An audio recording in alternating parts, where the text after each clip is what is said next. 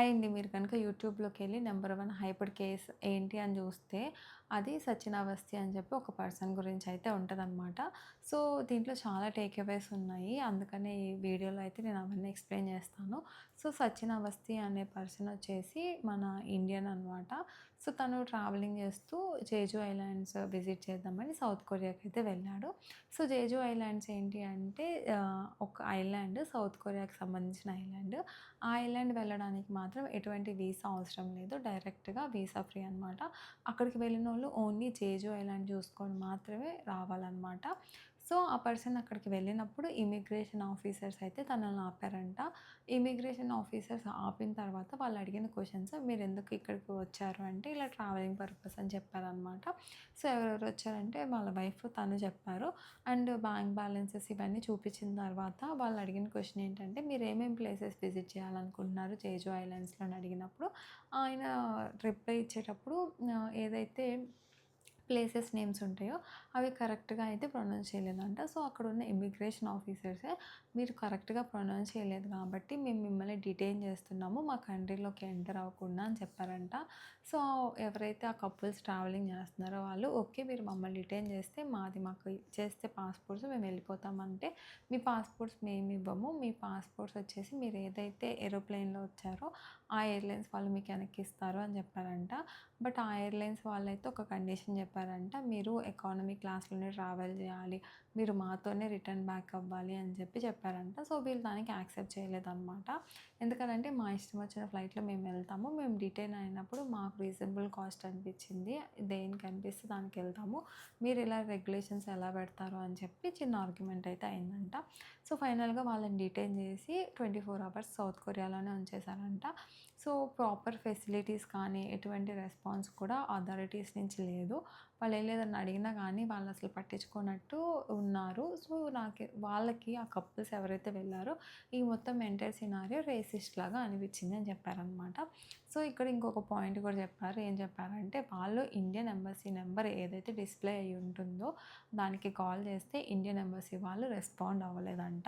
So, ఆ number కరెక్టో కాదో తెలియదు. ఇంకొకటి, అక్కడున్న ఇండియన్ ఎంబసీకి కాల్ చేసినప్పుడు మొత్తం కొరియాలో వచ్చిందంట. సో, వీళ్ళకి కొరియా అర్థం కాదు కాబట్టి వీళ్ళ క్వరీ చెప్పడానికి కష్టమైంది అని చెప్పి ఇదొక పాయింట్ కూడా చెప్పారనమాట.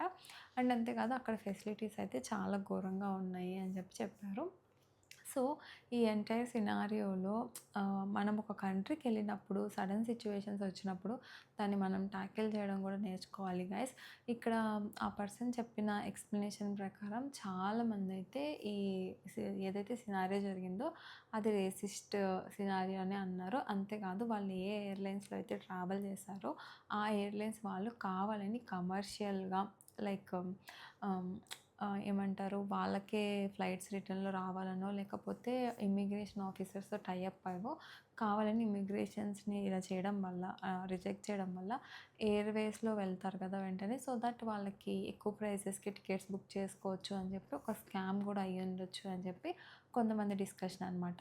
ఇంకా కొంతమంది మెయిన్ పాయింట్ ఏంటంటే, ఒక ఇమ్మిగ్రేషన్ మనకి ఏదైతే ఇలాంటి ప్రాబ్లమ్స్ వస్తాయో మనం ఇండియన్ ఎంబసీస్‌కి కాంటాక్ట్ అయితే ఇండియన్ ఎంబసీ సరిగ్గా రెస్పాండ్ అవ్వకపోవడం ఏంటి, ఇలా ఫారెన్‌లో సర్వీసెస్ ఉంటే అక్కడ ప్రాబ్లమ్స్ వచ్చిన వాళ్ళు ఏం చేయాలి అనేది ఇంకొక ప్రాబ్లము. సో, దీంట్లో ఫస్ట్ ఆ ఇండియన్ ఎంబసీ ఏదైతే వర్క్ అవ్వట్లేదు అంటున్నారో, ఎవరైనా సౌత్ కొరియాలో ఉంటే, లైక్ ఎవరైనా చదువుకునే వాళ్ళు, జాబ్ చేసేవాళ్ళు, వాళ్ళు కొంచెం కరెక్ట్ చేస్తే అట్‌లీస్ట్ నెక్స్ట్ టైమ్ వెళ్ళిన వాళ్ళకన్నా హెల్ప్ అవుతదనేది నా ఒపీనియన్. ఎందుకంటే అక్కడ కనుక అప్డేటెడ్ నెంబర్ లేకపోతే అట్‌లీస్ట్ గూగుల్‌లో అన్నా మనం అప్డేట్ చేస్తే బావుంటది. అండ్ ఇండియన్ ఎంబసీ నెంబర్ ఎక్కడైతే డిస్‌ప్లే అయిందో అక్కడే తప్పుందంట. ఈ కపుల్ ఎవరైతే వెళ్లారో వాళ్ళకైతే కనీసం కాల్ చేస్తే అది తప్పొచ్చింది. అండ్ అక్కడ ఏదైతే డిస్‌ప్లే అయిందో అఫీషియల్‌గా అదే తప్పు రావడం వాళ్ళకైతే షాకింగ్‌గా అనిపించిందంట. సో, ఇంకొక పాయింట్ ఏంటంటే, మనకి ఇలాంటి టైమ్స్‌లో ఫోన్స్ కూడా ఇవ్వరు గైస్. మనమైతే యాంగ్జైటీగా ఫీల్ అవ్వాల్సిన అవసరం లేదు. ఎండ్ ఆఫ్ ద డే మన కంట్రీకి మనల్ని పంపించేస్తారనమాట. బట్ కొన్ని కొన్ని సార్లు ఏమవుతది అంటే, నెక్స్ట్ ఏమవుతదో జరగదు కాబట్టి మనం జాగ్రత్తగా ఉండాలి. అండ్ ఫారెన్ కంట్రీస్ ఎళ్ళేటప్పుడు ఎప్పుడైనా సరే కొన్ని కంట్రీస్‌కెళ్ళేటప్పుడు బీ ప్రిపేర్డ్‌గా వెళ్ళాలనమాట. వాళ్ళు ఎటువంటి రీజన్స్‌తో అన్నా రిజెక్ట్ చేయొచ్చు. ఇంకొకటి వాళ్ళు చెప్పింది ఏంటంటే, ఇండియా నుంచి గానీ, ఇండోనేషియా నుంచి గానీ, చైనా నుంచి గానీ ఎవరన్నా వస్తుంటే వాళ్ళు ఏదో చిన్న చిన్న కారణాలకు కూడా రిజెక్ట్ చేస్తున్నారంట. సో, ఏ కొన్ని రీజన్స్ చెప్పారనమాట. ఏంటంటే, మీరు కపుల్‌గా ట్రావెల్ చేస్తున్నారా? మీ పిల్లల్ని తీసుకురాలేదనో, ఫ్రెండ్స్‌తో ఎందుకు ట్రావెల్ చేస్తున్నారు? సోలోగా చేయొచ్చు కదా! అని ఇలా డిఫరెంట్ రీజన్స్‌తో కూడా రిజెక్ట్ చేశారంట. సో, అక్కడ రీజన్ ఏదైనా చెప్పనీయండి. యాక్చువల్‌గా జేజు ఐలాండ్‌కి వీసా ఫ్రీ ఉందనమాట. సో, ఆ వీసా ఫ్రీ లేకపోతే ఇంతమంది వెళ్లరు కదా! ఒక స్కీమ్ పెట్టి అక్కడికొచ్చిన వాళ్ళని సరిగ్గా రిసీవ్ చేసుకోకుండా వాళ్ళ మీద ఏదో లైక్ నెగటివిటీ ఉందని వాళ్ళని సరిగ్గా వెనక్కి పంపించకపోవడం అనేది డెఫినెట్‌గా తప్పు. అందుకని ఈ వీడియో ఏదైతే జరిగిందో చాలా అంటే చాలా వైరల్ అయింది. అండ్ అంతేకాదు ఈ పర్సన్స్ ఎవరైతే ఉన్నారో వాళ్ళు తర్వాత డే ఏదైతే నెక్స్ట్ డే వెళ్ళిపోదాం అనుకున్నప్పుడు వాళ్ళు చైనాలో కూడా దిగారంట. చైనాలో దిగినప్పుడైతే ఏకంగా చైనాలో డీటెయిన్ అయిన తర్వాత లైక్ అక్కడ కూడా డీటెయిన్ చేశారంట. కనీసం వాళ్ళు వాష్‌రూమ్స్ యూజ్ చేసుకోవాలన్నా గానీ పోలీస్ అథారిటీస్ అయితే వాళ్ళతో పాటే వెళ్లారంట. సో, అట్‌లీస్ట్ సౌత్ కొరియాలో వాళ్ళకి రీజన్ అన్నా తెలిసింది గానీ, చైనాలో అయితే అసలు ఏ రీజన్‌కి జరిగిందో వాళ్ళని ఇలా ఎందుకు ట్రీట్ చేస్తున్నారో వాళ్ళకి తెలియని కూడా తెలియలేదంట. బట్ పాస్ట్‌లో చూసుకుంటే కూడా చైనా వాళ్ళు ఎవరినైనా డీటెయిన్ చేసినప్పుడు రీజన్స్ అయితే అసలు ఇవ్వను కూడా ఇవ్వరనమాట. సో, మీరు చైనా వెళ్తుంటే చాలా అంటే చాలా జాగ్రత్తగా అయితే ఈవెన్ మీరు ఒకవేళ గనుక చైనా టూరిజంకి వెళ్ళకపోయినా చైనా గనుక మీరు మిడిల్ ఆఫ్ జర్నీలో ట్రాన్స్‌ఫర్‌కి పెట్టుకున్న చాలా జాగ్రత్తగా ఉండాలి. రీసెంట్‌గా చైనాలో ఇండియన్స్‌ని ట్రీట్ చేసే విధానం అయితే అస్సలు బాలేదనమాట. ఈ ఎంటైర్ కేస్ జరిగిన తర్వాత చాలామంది కిందొచ్చి కొరియన్స్ గురించి కామెంట్ చేస్తున్నారు. లైక్ కొరియన్ ఒక racist country. So, Korean dramas చూడడం మానేసేయాలి అని చెప్పి. సో, నా ఒపీనియన్ ఏంటి అంటే ఒక ఇన్సిడెంట్సో, 2 ఇన్సిడెంట్స్‌తోనో ఎంటైర్ కొరియన్ చెడ్డోళ్ళనో లేకపోతే కొరియన్ డ్రామాస్ మానేయడం వీటికన్నిటికంటే మనం చేయాల్సింది ఏంటంటే we should question the government. So, embassies ఇచ్చిన నంబర్స్ ఎందుకు వర్క్ అవ్వట్లేదు? అది అసలు ఇంగ్లీష్‌లో ఎందుకు రావట్లేదని. ఇంకొకటి వచ్చేసి ఏంటి అంటే సౌత్ కొరియాకి ఇండియాతో గట్టిగా టై అప్ ఉంటేనే కదా వీసా ఫ్రీ అనేది అనౌన్స్ చేసేది. సో, వీసా ఫ్రీ అన్నప్పుడు ఎందుకు అంత లిబరలైజ్డ్‌గా లేకుండా ఇంత స్ట్రిక్ట్‌గా ఉండి వచ్చిన తర్వాత టూరిస్ట్‌ని ఇబ్బంది పెట్టడం కంటే ఆ టై అప్ అగ్రీమెంట్స్ ఏయో గట్టిగా రాసుకొని ఇన్ కేస్ ఈ టై అప్ అగ్రీమెంట్స్‌లో ఏదన్నా అటు ఇటు అయినా సివియర్ కాన్సిక్వెన్సెస్ ఉంటాయి అని గనుక ఉంటే ఇలాంటివి ఎక్కువ రిపీట్ అవ్వదనేది నా ఒపీనియన్. ఇన్ కేస్ కనుక అలాంటి అగ్రీమెంట్ కుదరలేదు అంటే ఓన్లీ వీసా పెట్టో లేకపోతే ఇలాంటి కండిషన్స్ పెట్టి ఇవి ఫుల్‌ఫిల్ అవుతేనే మేము మీకు వీసా ఇస్తామంటే ఇండియాలోనే అవి ఫుల్‌ఫిల్ అవుతాయో లేదో చెక్ చేసుకుంటాము. సో, రిజెక్ట్ అయితే ఇక్కడే రిజెక్ట్ అవుతది. జస్ట్ లైక్ సింగపూర్ వీసాస్ అనమాట. అంతేగాని అక్కడికెళ్ళిన తర్వాత ఒక పర్సన్‌ని ఇబ్బంది పెట్టడం అనేది కరెక్ట్ కాదనేది నా ఒపీనియన్. సో, చాలామంది ఎంటైర్ సినారియో కేస్ విన్న వాళ్ళందరూ కూడా అదే ఫీల్ అవుతున్నారు. ఏంటంటే డిటెన్షన్ చేయడం అనేది రైట్. బట్ డిటెన్షన్ చేసిన తర్వాత ఫాలో అయిన ప్రొసీజర్ అనేది చాలా అంటే చాలా తప్పు అని. సో, నా ఒపీనియన్ కూడా అదే. ఇంటర్నేషనల్ అఫైర్స్ అనేది ఏదైతే ఉందో అది డెఫినెట్‌గా ఇండియాకి strong అవ్వాలనమాట.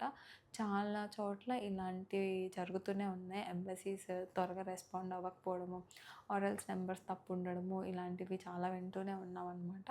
So, I hope India ఈ ఇన్సిడెంట్‌ని లైక్ ఇండియన్ గవర్నమెంట్ ఈ ఇన్సిడెంట్‌ని చాలా స్ట్రిక్ట్‌గా తీసుకొని ఫ్యూచర్‌లో ఇలాంటివి రిపీట్ అవ్వకుండా ఉండేటట్టు చూస్తది అని చెప్పి.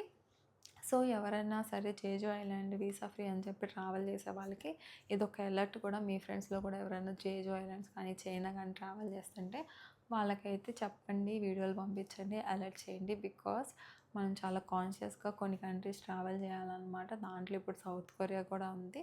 సో, డెఫినెట్‌గా ఈ వీడియో అయితే యూస్‌ఫుల్ అని అనుకుంటున్నాను. అండ్ అంతేకాదు మనం ఎప్పుడన్నా ఫారిన్ కంట్రీస్‌కెళ్ళినప్పుడు ఏదన్నా ఇలాంటి సిట్యుయేషన్స్ వచ్చినప్పుడు ఫస్ట్ మనం పానిక్ అవ్వద్దు.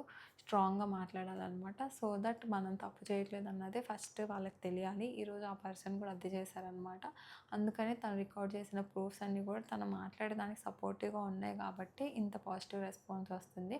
ఎండ్ ఆఫ్ ద డే మనం అన్నీ కరెక్ట్‌గా ఉండి కరెక్ట్‌గా చేసినప్పుడు మనకి రైట్‌ఫుల్‌గా ఆ కంట్రీ నుంచి డిటైన్ అయ్యే రైట్ కూడా ఉంటదనమాట. సో, ఈ వీడియో గురించి మీకు గనక నచ్చితే డెఫినెట్‌గా లైక్ చేయండి, షేర్ చేయండి, సబ్స్క్రైబ్ చేయండి అండ్ హైప్ చేయండి. బాయ్.